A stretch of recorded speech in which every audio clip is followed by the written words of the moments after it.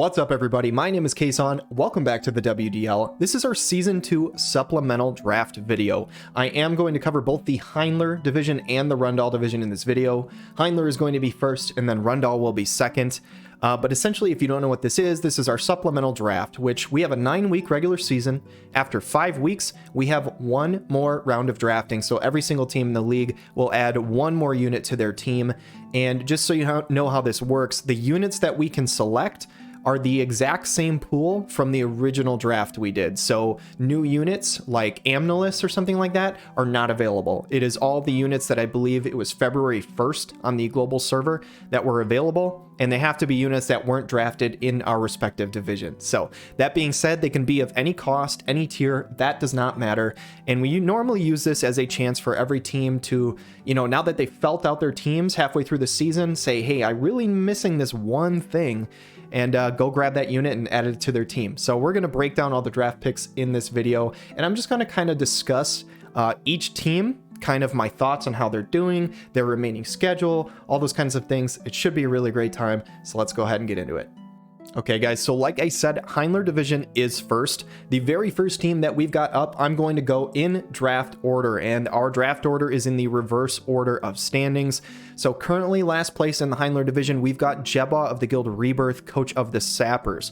And I also wanted to throw in our schedule here. So basically this shows who all he has played this season, how he has done against those teams, and we're going to do this for every single team. So first of all, he ended up taking Vadim, and just so you guys know, these 10 units are units that every team has already had, through the first 5 weeks, and this unit right here is their brand new one, so it should kind of stick out here on the right side. So he ended up taking Vadim. Honestly, Vadim might not be the most impressive unit in the world, but I think this is actually a really good selection by Jebba.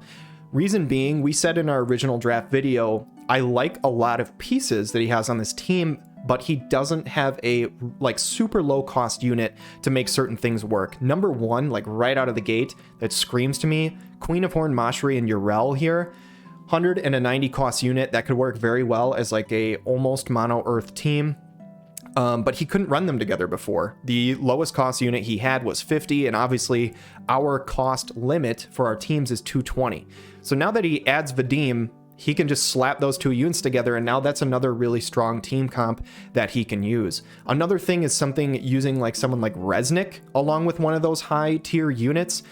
I can't even imagine how bulky Perrine is going to be with Resnick throwing unit resist, shields, and a bunch of heals on her. I mean, Perrine might just be 3v1ing teams out there. So the fact that he drafted a low-cost unit, there weren't many left. If he might be the only one left, to be honest. But I think this was a really smart move by him. Looking at his schedule up to this point, I want to give a shout out to him for the simple fact that week 1, he ended up taking a game off Materia Hunters. Obviously, he hasn't gotten a series win yet, but he is the only team this season to take a single game off of McCrane and the Materia Hunters. So that's a feat in itself. So hats off to Jebba for that. Obviously, he had a couple of rough weeks in week 2 and week 3, but he's been slightly up in his trajectory again, taking a game off of Strawhats and Bebop's crew. He's got his work cut out for him this week, going against Dr. Dickhead and the Foolish Mortals, who are currently second place. But yeah, I'm hoping he's going to go up. I think this pick is really, really nice for him. Just taking a quick look at his team, Perrine has definitely been the star for him to this point. And I would not be surprised to see some Perrine Resnick or Queen of Horn Mashri Urel teams. I think those are some really good options for him. Let's check out this next team. So the second team we have here is Zathria of the Guild Lapis, coach of the Ghostbloods. Currently in 9th place, the second pick of our draft, ended up selecting Lara Croft. I love this pick. Lara Croft has not been taken in either one of our drafts. She was not taken in Season 1 and wasn't taken in the Rundall division either. So I love the fact that she's going to hopefully see some play here. She can be built dodgy. She's a really good missile unit for only 80 cost in our format. I think definitely could see some play. You could use something like the Dark Odin VC, slap her and Lastwell in together, maybe with a Whisper tank or something like that. Get some really good physical damage going for those units. Lastwell and Lara Croft both could be built evadey, so you could have kind of that angle, building some evasion if you're not wanting to use Knight of Rune Stern or something like that. And ultimately, on his team, you could build her with Fina and do like some extra missile damage or something like that. I like it. I just think even just for the spice, I think it's awesome. Whether or not he wins with it, I want to see her just because I think it'll be really exciting. Taking a quick look at his schedule up to this point, he lost 0-2 to the Foolish Mortals. Not surprising. He's been running over almost everybody that he's faced.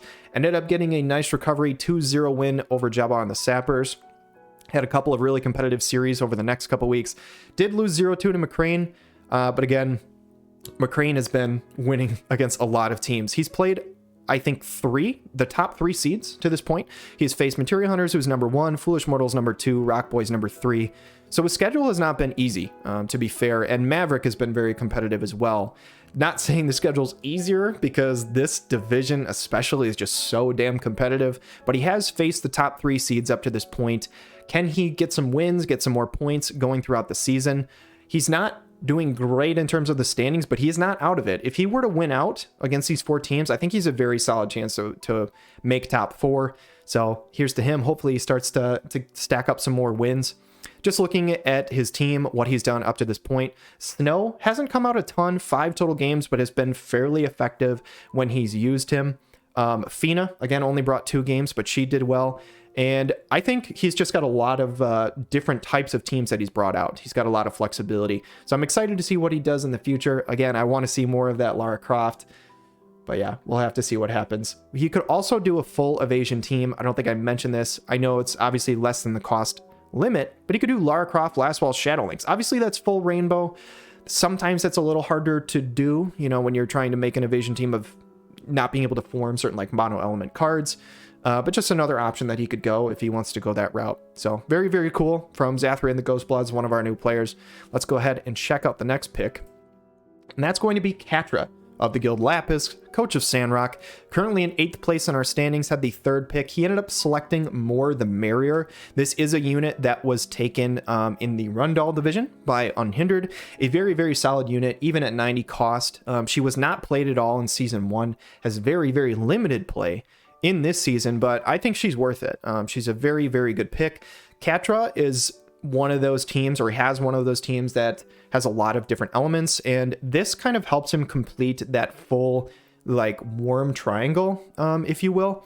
Esther and Silma can be kind of countered by Earth units, and so I think selecting a Wind unit with More the Merrier. He could also run Sosha. He does have Sosha at 40 cost. Just kind of helps complete that triangle so that you can't necessarily like truly elemental counter him if he's looking to try and bring Esther and Silma or something like that. She brings some good magic damage. She also has some missile, adding a little bit more missile attacks to what he already has on the team. She's not like insanely big missile unit, but she has that in her kit. And honestly, looking at his schedule up to this point, he started off the season pretty rough. Lost 0-2 to Spike and Dr. Dickhead. Managed to recover against Jebba and the Sappers. Lost to the Roc Boys, and then won kind of in an upset 2-1 against Maverick and the Spaghetti Western last week. That was a very, very good series, excuse me. Currently sitting at 6 points, kind of similar to what I said with Zathria. He is not out of it. I think he's going to have to win a minimum of 3 of his remaining series. Might have to win all 4 to make playoffs, but it's in the cards. You know, it's definitely possible, and it definitely depends on what some of the other teams do. But looking at where his units have been excelling, obviously Sorrow only with the 4-5 win-loss record, but he's got 13 kills on the board along with 7 assists. Sorrow's been kind of bringing the pain, has definitely been one of his most impressive units, along with Silma. Silma, with 7 kills up to this point, has done quite well as well. And I'll be curious to see what he does with his team going forward, you know, how he meshes this together. Does he throw in More the Merrier with Sosha and one of those other 90 costs? I'll be curious to see what he does. He could also do something like More the Merrier Moraga Silma. So if he wanted to just do like a magic damage team with a tank, he couldn't really do that before because his high cost units up to this point were all physical damage dealers. And that honestly might be one of the biggest things that he was thinking about, is saying, hey, Esther, Sorrow, Setia, Prompto, Moraga, Venera, all physical. So he said, hey, let's go and get some magic damage. Probably a smart move by him. And I'm curious to see what he does going forward. But that's the 3rd team that we've got to go through. Let's check out the 4th pick of the Heindler division. That's going to be none other than Spike of the Guild Thunder Gods, coach of Bebop's crew. And he selected Frederica. So very interesting pick for him here. A 70 cost unit. One thing I will say is he didn't have a single 70 cost on his team up to this point. And this might be a nice option for him for the simple fact that he has Phoebe at 60, also has Adelard at 50, but this allows him to play something like Frederica with one of his 90 cost units. I'm not sure if she like super synergizes with some of his other units, but he might have just been looking at his team and said, hey, like I want a missile unit. You know, I don't have somebody for some of those longer range maps.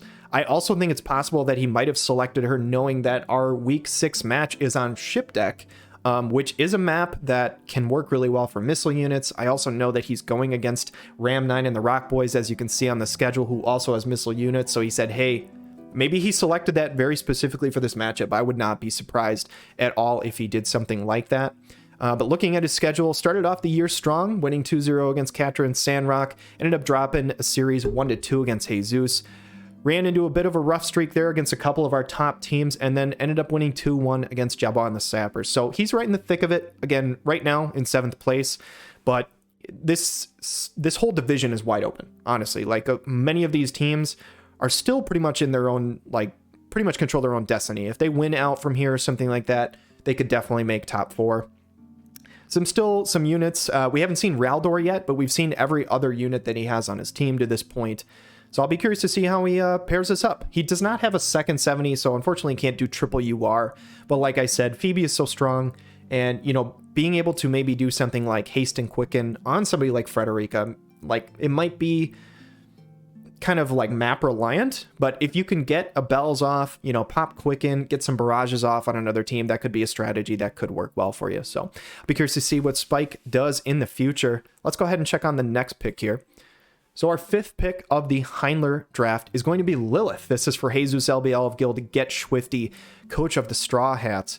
And yeah, Lilith, an interesting unit. So he does not have any fire units up to this point. I'll be honest, I don't know a ton about Lilith. I think she has an AoE attack that I want to say like drops AP for opposing units or something like that. I should have done a little more research, to be honest, before this pick, but I'll be really, really curious to see how he uses her. Maybe in a replacement to somebody like Cyrell or something like that. But it should be pretty interesting. I know he's gotten a lot of use out of those 100 cost units like Starlight Elena and Sottily. Has not run Black Rose Helena a single time yet. But I think his main 2 strategies, or rather 3 strategies, have been the Light Evade, running something like Sottily along with Yuna and Cyrell, and then he's got his Water team. So honestly, I don't know what he's going to do with Lilith yet. I'm excited to see her. I know I've heard good things from other people that she's a stud at 50. Our very own Coppola selected her in his draft, and he's a smart cookie, so I think Lilith is probably a good unit. I just don't know a ton about it. But taking a look at his schedule up to this point, week 1 lost 1-2 against the Fire Ferrets, ended up winning 2-1 against Bebop's crew, 0-2 to Foolish Mortals, 2-1 against the Sappers, 1-2 against the Roc Boys. So Jesus LBL is no stranger to 3-game series. He's been in 3 games 4 of his 5 weeks, which makes me very happy as a caster because I love casting 3-game series. But yeah, it's interesting. Up to this point, I think Sottily has been extremely effective. He's gotten a lot of run and a lot of work out of Cyrell as only a 50 cost unit. So he knows how to use some of those low cost units, so I'm sure he'll get some run out of Lilith as well. This week he's going against Spaghetti Western, which should be a really great matchup. Both of those teams have 8 points, which brings me up into my very next one to go over.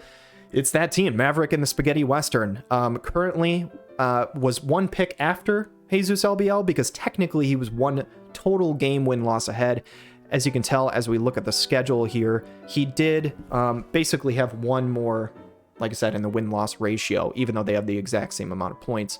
But yeah, Maverick of the Guild of Vandals, coach of the Spaghetti Western. Honestly, this team has just been running over people with like the full magic comps. He has so much magic damage on this team.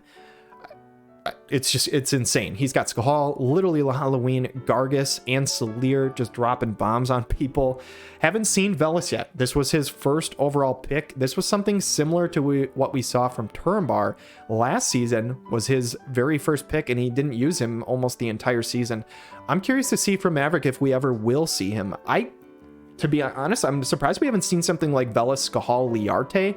I think Velis could kind of fill a role similar to what Resnick does for Skahal in some of that top-end PvP. You know, if you haste up Skahal and Liarte, run the zombie re-raise on Skahal, let Velis heal from the back and just like make him, you know, zoom, go really, really fast. And Liarte is dropping, you know, AoE barrages or charm charges from the back. I think that team could be very solid. That being said, he's put in so much work with that full Magic team that maybe we won't see that. We'll have to see. Going through the schedule up to this point, he has gone 1-2 against the Roc Boys, 2-0 against the Fire Ferrets, 0-2 Materia Hunters, 2-1 the Ghostbloods, 1-2 Sandrock, again sitting at that 8 points. Which brings me to his newest pick, his newest selection. It's Glaciella Wazette. So this is a unit that we've seen both in Season 1 and Season 2 put in some work, especially for an 80 cost unit. She has one of the best, if not the best, single target buff in the entire game. She can be very slash resistant, has very respectable damage. And she's just really bulky, or bulkier than you would think for such an older unit. So I'm curious to see how he uses her. I think probably looking at his team, he said he wanted another like physical damage dealer. I like the fact that he went 80 cost, either that or 70. I think would have been a really, really good option because to this point, his strongest teams have been those triple UR teams. We've seen that on a couple of different teams where, you know, with so many different units that are 70 cost now and with our 220 limit, some of those triple URs can be really, really effective. So bringing somebody in who can bring in more damage, could potentially run something like Keen Blade for the party, could be really nice. Also could pair very well with something like Winter Ravis, where they can take advantage of that Dark Odin synergy. So I think that's probably another thing that he could have potentially been thinking about. You could also run her with something like Agrius and Solier. I don't think that's outlandish either. But yeah, it'll be really, really interesting. I don't know. I'm curious to see how he does the rest of the season. Some of these teams, like I said, are so tight in the standings. Should be exciting. And this week against Jesus LBL should be really, really fun. But yeah, let's go ahead and check out the next team. It's none other than Turnbar of the guild Get Swifty, coach of the Fire Ferrets. He was our #1 team or #1 seed Season 1 going into the playoffs last year. He had a total of 8-1 record. An extremely strong player, and honestly, this season has been doing pretty damn well as well. Like we can look at the schedule, 2-1 against the Strawhats, ended up losing 0-2 against Maverick in the Spaghetti Western. He had a really good like blitz strategy with Halloween Little Leela against him, but he recovered strong, winning 2-0 against Spike and Bebop's crew. Ended up losing to McCrane and the Materia Hunters, which is nothing to be ashamed of, and pulled off the upset last week against Dr. Dickhead and the Foolish Mortals, who up to that point had not dropped a single game. So the Fire Ferrets finally select a fire unit. I know we talked about this in our original draft video, but the Fire Ferrets didn't have any fire units, and that was kind of sticking out. So I don't know if that's why he picked her or if he just wanted to get some run out of her. I'm excited about this personally. Anytime we get a unit that hasn't been selected in the WDL, it gets me excited because it's just more coverage to more units who don't get a lot of play. So very, very cool. You know, it could be something where he does like a missile comp with Jaden Luartho Titus or Jaden Luartho Slime, something like that. Honestly, I don't know. I'll be really interested to see if he plays her at all and if he does, what he uses with her. You could do something like Engelbert Sakura Luartha or, you know, Sakura Aerith Luartha. He's got so many 70 and 80 cost units that you can run some decent like triple UR combos. So that would be interesting.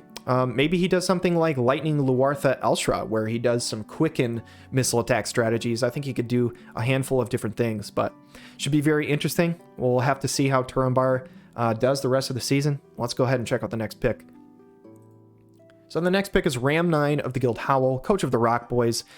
And looking at his schedule here, he's got 12 points, went 2-1 against the Spaghetti Western, Ghostbloods, and Strawhats, 2-0 against the Sandrock, and of course 0-2 against Materia Hunters. He almost beat McCrane. He was looking very, very dominant, and then Naya basically pulled off a miraculous, insane turnaround, double lifing her teammates. If you guys haven't watched that one, you should go check it out. But honestly, his team looking very strong. He's still got 12 points. His brand new pick is none other than Joom, a very strong tank at 100 cost. I will say in the WDL, we have seen that a lot of times tanks don't necessarily pull their weight at a high cost limit. That being said, I think this is a smart move by him because Joom can be a very, very good physical tank, whereas Freyevia is known a little more as a magic tank. I mean, she's just a solid tank regardless, but I think a pretty cool move. Honestly, I'm not sure how he'll use it. I think it'll be interesting. Probably something like Joom Eliza Uni, Joom Eliza Severo, or something like that. But who knows? I think if you're running Joom, you pretty much have to run one of his 30 cost units, but he's got 3 different options there. So I'll be excited to see how he utilizes her. Up till this point, I'll be honest, the ice missile teams have not been as effective as I thought they would. Elia has 6 kills on the board, which is very solid. But the win-loss is not there. What has been there is the triple UR combos for him. Kilfei and Miranda have been just absolutely destroying teams. And then he has that Fryevia or Ketone to throw in there depending on what the matchup is. I mean, these triple UR teams have been so damn effective. And he's been running them very, very well. Yeah, his team is crushing it. So I'm excited to see what Joom does here. She does offer some guaranteed hits against, certain evasion combos and stuff like that. Like I said, can be very, very bulky. We'll have to see how he runs it. Well, we've got a couple more picks to go through here. And the 9th pick of the Heindler division is Dr. Dickhead of Guild Lapis, coach of the Foolish Mortals. Up until last week was completely undefeated, not even dropping a single game. Turnbar does pull off the upset against him thanks to some hero moves by none other than Titus, the 50 cost dark unit tank. That being said, Dr. Dickhead's team has been crushing it, currently sitting here with 13 points, a 4-0-1 record. He has only brought 3 units the entire season. He is one of those teams that says, hey, you know exactly what I'm running, and it doesn't matter because I'm going to run it so well that we're just going to win anyway. Looking at those KDAs for Little Leo the Bold, Dark Fina, and Zazan, they're incredibly impressive. And of course, he says, hey, let's just dive deeper into that dark strategy and grab Joker. So now he has different options of how he wants to play that dark squad. He can do the Little Leela Dark Fina, or if he decides, hey, I need to throw in Joker for, some AoE protect or different damage types that these 2 units don't bring, he can do that. We've seen how effective Little Leela the Bold and Joker are. I mean, they ran the meta for a bit of time there, before some of these newer units came out. But he can also do Joker Dark Fina. So a couple of different combinations that he can run there. Joker could run with a different other unit or different units to try and just make them bulkier in general. I mean, he could do something like Joker Lucio with Seymour, for example. I don't know. It'll be interesting, but just another dark threat on the board for him. I think this is a really smart move. I don't know what other 100 cost unit would have been out there that would have made his team better, but I think Joker, even though it's another dark unit, just adds a different side of dark for him and brings some different stuff that you have to prepare for, right? Before you were thinking Dark Fiona and Little Leela, you kind of know what damage types to expect. Well, Joker is now adding missile attack damage, and he's also adding AoE protect for the team, just bringing a lot of good stuff. So Dr. Dickhead has been incredibly impressive up to this point. I expect pretty much the same thing going forward. But we've got one more pick of the Heindler Division draft, and of course it's McCrane of the Guild Hydra, coach of the Materia Hunters, has been incredibly dominant all season. Dropped 1 single game to Jebba in the Sappers week 1, and since then has been completely undefeated. And he went ahead and grabbed 9S. This was incredibly surprising to me, but I'm so damn excited about this. And I will say, if there was any team that I would have wanted to grab 9S, it's McCrane, because this guy for some reason can make any single one of his units work. It seems like it doesn't matter which 3 he throws together, they just work incredibly well. So I would not be surprised at all to see 9S come out at some point during the season. 9S, a much older unit, obviously does not have his ME2 yet, but does have some cool stuff to him. Now he can run like a full Pierce attack comp. He could run like 9S, Kane, and McLeod.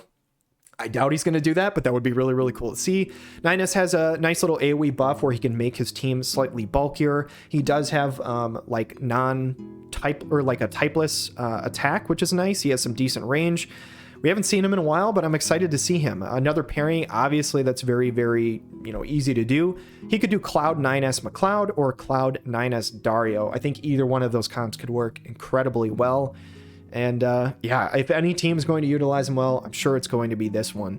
But yeah, up to this point, McCrane has been crushing it. I expect the exact same thing going forward, and it'll be interesting. One thing I want to shout out before we end this Heindler part of the draft breakdown here is that pointing out the schedule. The final week of our season should have a couple of really, really cool matchups. Turambar and the Fire Ferrets versus Ram9 and the Roc Boys.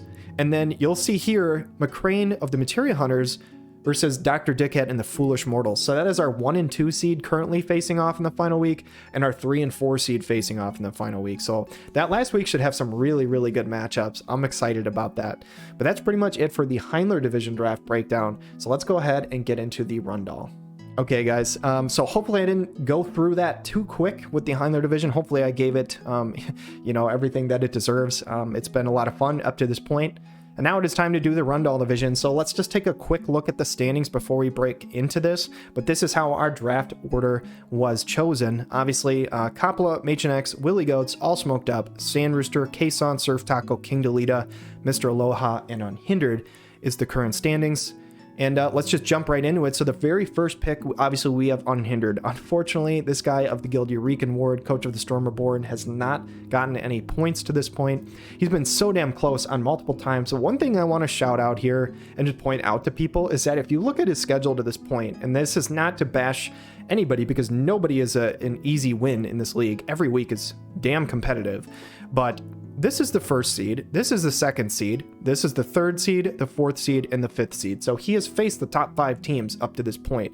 And I know you could say, well, their points might be elevated because they've played him, but I don't think that's fair because these other teams in the other matches they've played have been incredibly impressive. So he's played the top half of the league to this point. So if he is going to get some points, it's probably in one of these last 4 weeks. I hope it's not this week against myself, but we'll have to see. That being said, his pick ended up being Urel, a new 90 cost Earth unit. He did tell me, he said maybe not the smartest move for his team, but he wanted to have fun and he wanted to bring out a different element, no pun intended, to his team. And I'm excited about it. So he's got Urel. I think that's Frederica's like stepsister or half sister or something in the lore. I don't really remember, but like I said, up to this point, unfortunately he hasn't gotten any points, but looking at the units he has brought out, he's brought almost everyone out to this point. He hasn't brought Tifa. So I'm curious, is he going to try and plan a dual strike unit team? I know that Fist does have some nice job weapon or job VC coverage, so he could do something like that, which would be cool to see. Does he bring Urel and Frederica, keeping it all in the family with something like Phoebe? I think there's some different angles that he can go with this. So again, I don't know elementally if it's the best thing, but ultimately I think he's thinking he probably won't make the playoffs. He wants to have a good time, and honestly, I think it's kind of scary to play against him right now because he's sitting at 0 points. It's kind of like he doesn't have as much to lose, and he can kind of just throw out some wild strategies that you might not necessarily expect. So I'm actually not looking forward to our matchup this week. I'm hoping I end up winning it, but we'll have to see. So good luck to Unhindered. I hope he gets some more points, going through the rest of the season. Let's go ahead and check out the second pick here. It's going to be Mr. Aloha of the Guild Dead Society, coach of Pineapple Pizza. He started off the season hot, ended up winning 2-0 against King Delita. Since then has hit a bit of a rough streak. He did manage to take a game against Willy Goats and the Corpse Brigade, but otherwise hasn't picked up very many wins. That being said, Glaciella has put in some work, has 11 kills on the board, which is honestly very, very solid. Obviously, he's been brought to 9 different games, but still, regardless, she's been one of those bright spots for his team. He ended up selecting Oran. This should not be a surprise to any of us. We said it in the initial draft video, but he wanted Oran really, really badly in the original draft, and unfortunately couldn't take him because I think he had a tier 1 left in his last spot, and he thought that Oran was a tier 1 unit. He was not. He was a tier 2 unit because he's 80 cost, not 90. So he actually ended up taking Eliza in his place, which Eliza's a beast, so who knows. But I am sure that we are going to see Oran because he wanted this unit desperately. So I'm not sure what comps he's going to run with him, but I know we're going to see it, for sure. So, will that be Oran Barrett Grace, Oran Glaciella Grace, something like that, pairing up a couple of those 80 cost units? Or will he do something like Oran Eliza Liarte, where he goes double missile and double ice at the exact same time? I'm sure that he will find some different creative ways to use him, and I'll be excited to see what happens. Looking at the remaining schedule, he's got a couple of tough matchups coming up with Machen X and Sand Rooster, but hopefully you get some points on the board there and make a push closer to playoffs. I don't think he is technically out of it, but I will say I think he has to win out to even have a chance to make it. So good luck to him. I hope he gets some more points going forward. Let's check out this next pick. So the third pick, currently 8th place right now, we've got King Delita of the guild Hokutin, coach of the Black Sheep Knights, ended up selecting Renan as his new unit. This is a brand new unit to the WDL. He's only 90 cost because he did not see any play last season. So a lot of times when units aren't selected, they drop in cost value to kind of, you know, incentivize players to pick them and use them and stuff like that. So the start of the season, he had a bit of a rough start. The AI and everything, the way that it worked in the first match was just really wonky for him. And he ended up losing 0-2 to Pineapple Pizza. But since then, he's kind of done better for himself. So he took a game off of the Gumi Gods. He took a game off of Coppola and the Gnostics, which only him and I have done. And Coppola has not lost a single series yet. So honestly, that's pretty good. And to make it even more impressive, he ended up winning the series against the Shoopufs Sweetheart, currently our 2nd seed, who was undefeated up to that point. So he's going up, like his stock is rising right now. So King Delita, props to him, ends up picking a magic damage dealer. I think it's a nice move. Renan, I know, has like something in his kit that can increase like missile resistance and stuff like that. I think it increases missile resistance and spirit. I do wonder if this was a pick specifically to go against Sandrooster this week, knowing that he was going up against him on the ship deck, which can be a missile heavy map, like can be very good for missile units. So I'll be curious to see what he uses. I will say I was known as the lightning player for a long time. Renan is one of the only lightning units I don't have. I really wish I had him, even if it's just for his TMR, which I think is really, really good.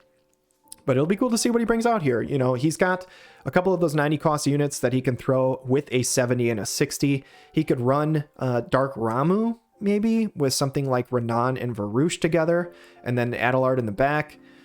He also has Vadim, so he could run just a offensive combo with Renan, Flagbearer, Glaciella, Vadim, or he could run double, you know, magic damage, Terror, Renan, Vadim, something like that. But I'm sure he'll manage to use him in a creative way. He's got 5 points right now. Again, he's going to have an uphill battle to try and make the playoffs. If he wins out, I think he's got a chance. But if he doesn't, I think it's going to be probably pretty unlikely. But good luck to him. I hope he gets some more points. In the 4th pick of our draft is our reigning Season 1 champion, Surf Taco of the guild Dead Society, coach of the Superrenes. Started off this season kind of rough, ended up losing to a reflex against Machonex and the Shoopufs Sweetheart. Bounced back strong, winning 2-0 against Pineapple Pizza. Lost a close series to Bearhemian Rhapsody, Sandrooster's team.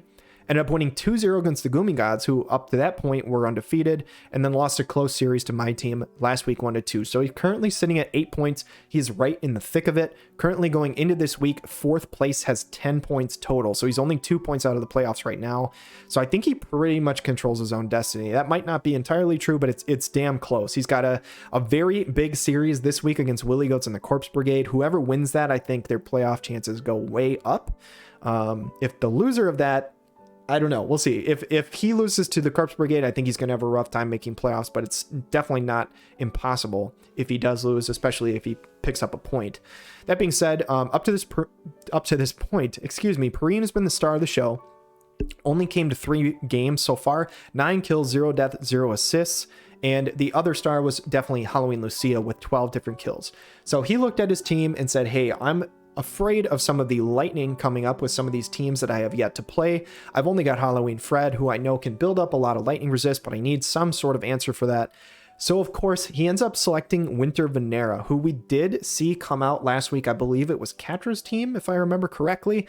And she ended up doing pretty well, and she ended up picking up the series win versus Maverick. So now he has dual Earth to try and counter some of that lightning. So I think this is a really good selection by him, honestly, just for the fact that it scares off teams from just going straight lightning into him. I know when I played against him, I wasn't really afraid of just the Halloween Fred by herself. But now that you have dual Earth that can really stack up lightning, it makes it a lot scarier for those teams to run them into him. So now he can do something like Winter Venera, Halloween Fred, and Whisper. That's just like an insanely bulky team. If he does run something like that, he could also just pair it up with Elshra, where he just goes, you know, like double Earth comp with a Time Mage support. He could definitely do something like that as well. And honestly, I don't know. It'll be interesting to see what he runs here. I don't know if he's used Venera Winter a lot, but getting a double Earth comp, I think, is just a smart move by him. He's got, like I said, the Corpse Brigade this week. He's got the Gnostics in week 9. So he's got a couple of tough matchups coming up here, but I know he really, really wants to make the playoffs, and it'll be interesting to see if he makes it. He's going to be competing with a couple of different teams, one of those being this one. This is my team. So, like I said, me of the Guild Thunder Gods, my team is the Demon Detectives.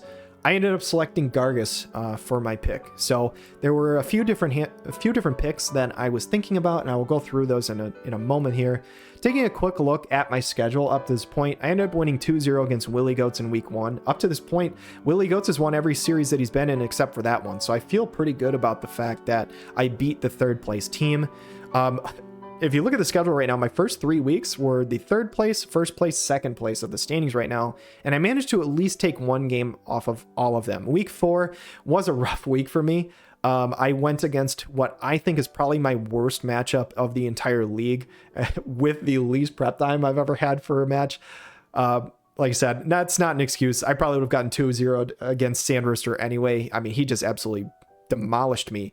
Ended up bouncing back in week 5 though and winning 2-1 against Surf Taco and the Superrenes, which gives me that tiebreaker over him, which is nice. So up to this point, I've been using quite a bit of different units. Ibarra and Lightning have had some success for me. Little Lilo the Bold and Shadow Link, some mixed results, but I've enjoyed using them quite a bit. Yuna, I haven't quite made her work to as well as I would like, but some of that win-loss I think is based on my competition and who I've played with her against, which was Coppola and Sandrooster, so that's part of it. Which brings me to the unit that I wanted to add to my team. So there were a handful of different units that I thought about. I thought about picking Schutzelt as a 50 cost unit. I thought pairing something like Schutzelt Ibarra Moraga or Schutzelt Lightning Moraga could have been really cool. If you don't know, I think Schutzelt is a stud for 50 cost. He basically ignores slash resistance with almost no vision card help at all. Like if you have a slash attack penetration vision card, then he just ignores slash resist completely. You can throw Esther's sword on him. The knight job upgrades gives him 40 slash pen, so he basically ignores that. And with some of the upgrades that he's received, his pressure hazard, I believe is what it's called, has a 40% chance to stop and gives him 50 defense pen. So Schutzelt is kind of like a budget cloud because he also has a guaranteed hit slash stack in his kit. So he was a unit that I really, really thought of, but I thought long and hard about it and said, okay, there is still some earth coming up in my matchups that I have for the rest of the season, and I really should think about taking a win unit on my team. So I ignored the Schutzelt thought in my brain. I also thought about taking Veln, also thought about taking Resnick. I thought any of those could have been good, but ultimately wanted an answer for the earth, and I ended up selecting Gargus. Honestly, I think Gargus is an absolute monster for 70 cost. This is the only unit that I have on my team right now that I had on season 1. That being said, I never got a win with Gargus last season, so I'm making it a goal of mine to get at least one game win with Gargus. I ended up grinding out his +1 staff, so I do have that on my account now. I did not have his staff upgraded in season 1. I know Sandrooster is giving me some crap for that, but I do have it now. That being said, I thought for 2 big things, 1 being a win unit, and 2 just giving me a ton of extra range. One thing on my team is that like Lightning has some pretty good range, but somebody like Garvel doesn't have a ton. Like, he's a magic damage dealer, but doesn't have a ton of range. Ibarra has a decent amount with her limit break, but otherwise she's somewhat of a shorter range magic damage dealer. I wanted a mage that has a lot of range aside from my 30 cost Severo. I think I get that with Gargus. I think it allows me to run something like Ibarra, Gargus, Titus, running that Dark Ramu synergy together. It also allows me to do something like Gargus, Kane, Garvel, which could be really, really strong. I think it gives me some solid options. And I think I kind of mentioned something like this with another team, but going and looking at my schedule here, I'm feeling pretty good about myself. Like I said, no team has a give me in this WDL, so do not hear me wrong here. But I've faced some of the top teams up to this point, and I believe I'm still in the thick of it with 8 points. So going into my final 4 weeks of the schedule, I think I have a decent chance against each one of those teams. If I can manage to win those, I think I have a very good chance of making playoffs, but we'll have to see what happens. I'm still going to need some help from some other teams, and we'll see how that goes. So the very next pick that I want to get into is Sandrooster. This is pick number 6, I believe. Currently sitting with 9 points of the guild Get Swifty, coach of Bearhemian Rhapsody. He had a very rough start to the season. He faced the number 1 and number 2 seed as it sits right now, ended up not winning any games. against the Superrenes figured out, hey, this Jaden combo is really damn good. Ended up beating Surf Taco and the Superrenes, 2-0'd me and Unhindered with that same Jaden combo, and I think he is realizing how damn strong it is. It's pretty insane. So you can see with the KDAs, both of those units have been just absolutely popping off. And of course, he ends up selecting another 100 cost unit to go with his team. Obviously, a smart move when you have the team with Zazan.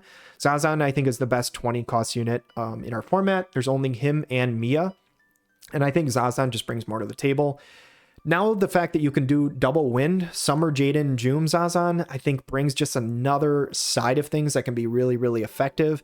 And looking at his team, like he has Engelbert, which is a good tank, but Joom is a better tank. I mean, she's just better. And honestly, getting another 100 cost unit with some guaranteed hits in her kit, an agility break, just really, really tanky. Another really good option for Sandrooster. His team is incredibly strong. Also opens up the possibility of doing something like Joom, Cyrell, Winter Ravies, or Joom, Cyrell. I don't think you'd do Joom, Cyrell, Engelbert, to be honest. But Winter Ravies with Joom and Cyrell sounds like it could do a decent amount of slash damage with a tank as well. So another really good option for him. He's got a few interesting matchups. I will point out the final week of the season, him versus the Corpse Brigade. I think there's a very decent chance that that has some playoff implications. So that should be a good series for sure. And brings us up to the Gumi Gods, all smoked up, currently sitting in 4th place with 10 points. Looking at his schedule, won 2-0 against Unhindered, won 2-1 against the Black Sheep Knights, and 2-0 against Mr. Law on the Pineapple Pizza. So got out to an absolutely amazing start in this league. Ended up dropping to Surf Taco and the Superrenes, and in a close series lost to Willy Goats. So started out really, really hot, has cooled down a little bit, but that being said, he is still the 4th seed. He is still right in the thick of it. He's got an incredibly tough matchup coming up this week and the next couple weeks with the Gnostics and the Shoopufs Sweetheart, Bearhemian Rhapsody, and of course myself in the final week, which should be another good series that might have playoff implications, but we'll have to see. He ended up selecting Hope. This is one of the most exciting picks that I think there is in either one of the drafts. He is currently sitting at 90 cost. I know a lot of a lot of players out there and teams have said that Hope probably should be a lower cost. We didn't drop it because he wasn't available in season 1. So the fact that he wasn't played wasn't, something that should lower his cost. But apparently All Smoked Up thinks he's worth it anyway. So I'm excited to see this. I really hope he brings Hope out. That Hope comes out? Yeah, that sounded weird. Anyway, he could run something like Hope, Sakura, and Mont. Honestly, with a tank and a double magic damage dealer comp, that doesn't sound bad at all to me. He could run something like Sylvie, Hope, Surges. I think either one of those teams could work very, very well. I'm excited to see how he uses them. Will he bring him out against Kopla? I don't know. I'm not entirely sure what you bring against Kopla because that guy's got an extremely strong lightning team. So I think he probably does go the light angle. I don't think he risks going water, but it should be really, really interesting. This team will be right in the thick of it, right to the very end for the playoffs. I'll be interested to see if they make the top 4. Good luck to him on trying to get some more points. We've got a few more teams to go through. So pick number 8, currently 3rd seed, Willy Goats of the Guild Solaris, coach of the Corpse Brigade. Started off the season 0-2 to me, but he did not let that phase him. He has popped off 4 straight series wins in this league, currently sitting at 12 points in 3rd place. He's in really, really good shape. He has put in some work with Knight of Ruinstern. He's put in a ton of work with Delita, which some people laughed about him being his first overall pick. Delita's been crushing it. He's 7-2 with a 10-4-13 KDA. He's run some really cool evasion strategies, some Final Fantasy Tactics teams. This has been one of the more exciting teams to watch up to this point. It's been really, really cool. That being said, his schedule does get pretty rough in these last 4 weeks here. He's got the Superrenes, who is fighting for a playoff spot with him. And he's got Kopla, Machen X, and Sandrooster, 3 of our strongest teams there is in the league. So it's going to be tough, but in order to help out his team, he ended up selecting Warrior of Light. This is a unit that did a ton of work last season, actually, for Surf Taco, and was not drafted in either one of our leagues. He is not drafted in the Heindler division, and it took till the supplemental draft to be selected for Willy here. So a cool move by him, honestly, because up to this point, he really doesn't have like a true tank. He has Balo, which he can kind of run as a tank, as a 30 cost unit, but adding Warrior of Light, I think, is a really smart move here. This allows him to run something like Warrior of Light Ramza Gafgarian or Warrior of Light Orlando Gafgarian. He can even run something like, I don't know, Joker, Warrior of Light Mustadio, He could even pair one of those 100 cost units. The biggest thing is like getting a tank on his team is just something that I think he was kind of missing. So I think this is a smart move by him. He's been really creative with his teams on how he forms them together. I will not be surprised at all if he puts in some work with this guy. We'll have to see what happens though. Again, another team that's going to be fighting for playoffs, and currently right now, if it ended, would be the 3rd seed. It's been exciting to watch, and we've got 2 more teams to get into. So 2nd seed currently, the 9th pick, is H of the Guild Lucis, coach of the Shoopufs Sweetheart. Looking at his schedule, started off the season with 4 straight series wins, ended up losing in an upset to King Delita and the Black Sheep Knights, who kept his playoff hopes alive. That being said, H is still sitting at 13 points, doing incredibly well. This team, Alaya, been putting in a lot of work. Zoma has been absolutely crushing it with a 7-2 record. Ravi's, Uni, and Miranda all been very successful for him, and ends up taking Mia. So this is a pick that was chosen quite early in the Heindler division and wasn't drafted at all in the Rundall division. So it was very interesting to see how different that was between the 2 leagues. Honestly, I think the only reason that you take Mia is because you want to run it with Alaya and Oberon. Honestly, there's really no other reason for him to do this, other than the fact that he could have maybe been preventing Kapla from taking it, but I don't know why he would have done that because Kapla didn't have 2 100 cost units. So I'll be straight up. This Mia pick, because he was 9th overall and only Kapla chose after him, it's Alaya and Oberon. That's the only thing. I don't see another reason why he would run that with anything else, but I'll be excited to see how he does it. I think he wanted to do that like family synergy, like the double Heindler thing, which I think is really, really cool. So it's like thematic, at least from H&X, and he's probably sitting there thinking with 13 points, you know, he can throw a little flavor, a little style into it. And I wouldn't want to face Alaya Oberon. That sounds really, really strong, to be honest. So very cool from him. I think he's going to continue to do well.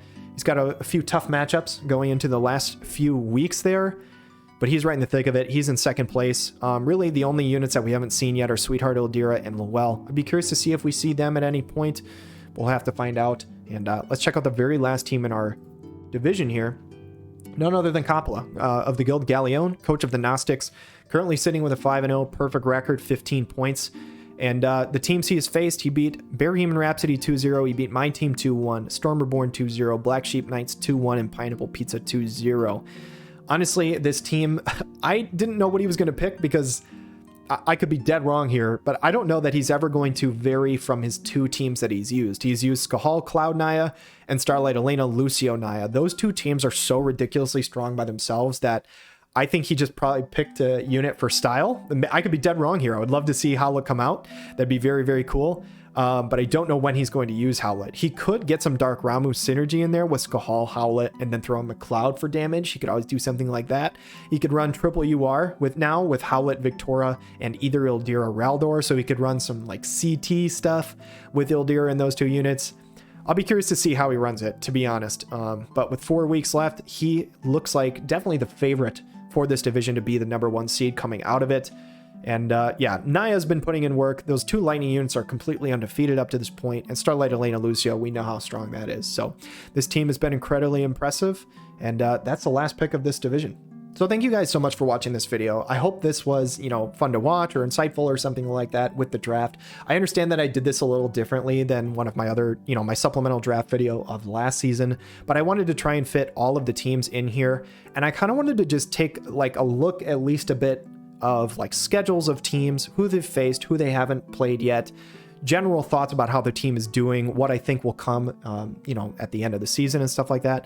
And one thing I wanted to mention, because I don't think I have said this yet, is that obviously from the divisions, the top 4 teams from each one make the playoffs. Now, I understand with 4 weeks left in the season, there are going to be some teams who are eliminated early.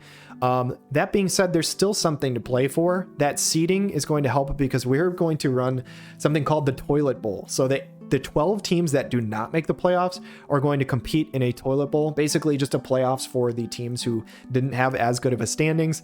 And they'll get, whoever wins that will get their own toilet bowl Discord title as well. So every team here is still playing for something. You know, that 5th seed in a division technically has the best seed going into the toilet bowl, so might get them a better draft selection or something like that. So there's something always to play for. That being said, this league has been a lot of fun. I'm excited for week 6, 7, and 8 and 9, obviously, coming out yet, but it should be a good time. So thank you guys so much for watching this video. I hope you enjoyed it. Hit that like and subscribe button down below if you did. We'll see you in the next one, and have a wonderful day.